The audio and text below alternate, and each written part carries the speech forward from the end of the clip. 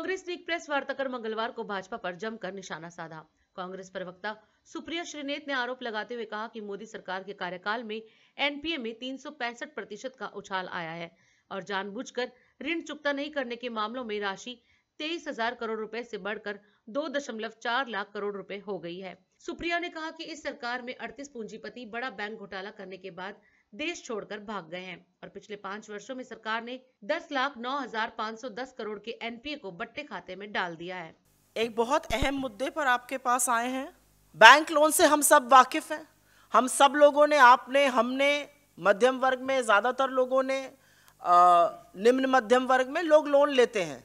खुदा न खास्ता अगर आप उस लोन की एक किस्त न चुका पाइए तो आपका फोन बजना बंद नहीं होता है। बैंक वाले फोन कर करके आपकी जिंदगी दूभर कर देते हैं, पहली बात। और दूसरी जरूरी बात उसमें यह है कि अगर आप लोन की 3 किस्तें ना चुका पाइए तो आपका लोन एनपीए बन जाता है। लठैत आ जाते हैं बैंक से, आपकी गाड़ी खींचने लगते हैं और वो लठैत वाकई दिखने में लठैत होते हैं। आपको डराया धमकाया जाता है, आपके नाम के पोस्टर आपके घर के बाहर चिपका दिए जाते हैं कि कितना संगीन आपने जुर्म किया है बैंक की ईएमआई ना देके।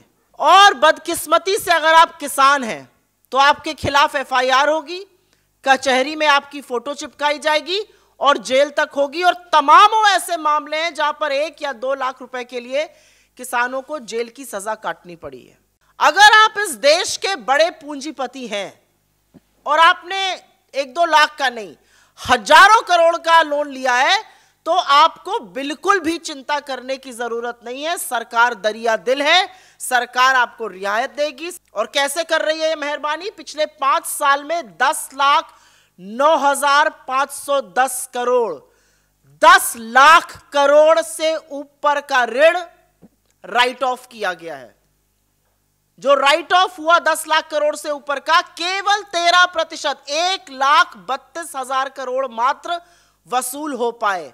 तो जो पैसा 8,60,000 करोड़ के आसपास रिकवर नहीं हो पाया, जो 87% 10 लाख करोड़ का पैसा रिकवर नहीं हो पाया, अगर वो लोन माफी, कर्जा माफी नहीं है अमीरों के लिए तो वो क्या है? तो नेक्स्ट टाइम कुछ चरण चुंबक समझाने आ जाते हैं जब टीवी पर कि कैसे ये लोन माफी नहीं है और हम गलत कह रहे हैं, उनसे ये जरूर पूछिएगा कि इस राइट ऑफ का 13% मात्र वसूल हुआ है पिछले 5 सालों में, तो ये दरिया दिली अमीरों के लिए ही क्यों है? लेकिन इससे भी बड़ा गोरख धंधा कहीं और चल रहा है और वो धंधा है आईबीसी और एनसीएलटी में। जब आरबीआई से यह पूछा गया कि ये महानुभाव कौन हैं जिनके 10 लाख करोड़ राइट ऑफ हुए, जिनसे सिर्फ 13% वसूली करी गई, तो बोला गया कि नहीं, हम इनके नाम नहीं बता सकते हैं, वो गुप्त और गोपनीय हैं। ये गुप्त और गोपनीय क्यों है? ये जो पैसा था ये हमारा और आपका पैसा था, क्योंकि बैंक को रिकैपिटलाइज गवर्नमेंट ऑफ इंडिया करती है। गवर्नमेंट ऑफ इंडिया के पास पैसा आता है टैक्स से, और सिर्फ इनकम टैक्स से नहीं, जीएसटी से, जो आटे पर भी आप दे रहे हैं, आता है जो एक्साइज ऑफ पेट्रोल पर दे रहे हैं, जो जबरदस्त टैक्स वसूली पेट्रोल डीजल पर हो रही है। तो हर व्यक्ति का पैसा लग के बैंक रिकैपिटलाइज होता है। जब वो लोन माफी हो जाती है तो ये बोला जाता है आपको हम नाम नहीं बता सकते, ये गुप्त और गोपनीय है। लेकिन अगर आप एक भी ईएमआई पर डिफॉल्ट कर जाइए तो आपका नाम अखबार में छप जाएगा कि फलाने व्यक्ति ने डिफॉल्ट किया, इनको अब कहीं से लोन नहीं मिलना चाहिए।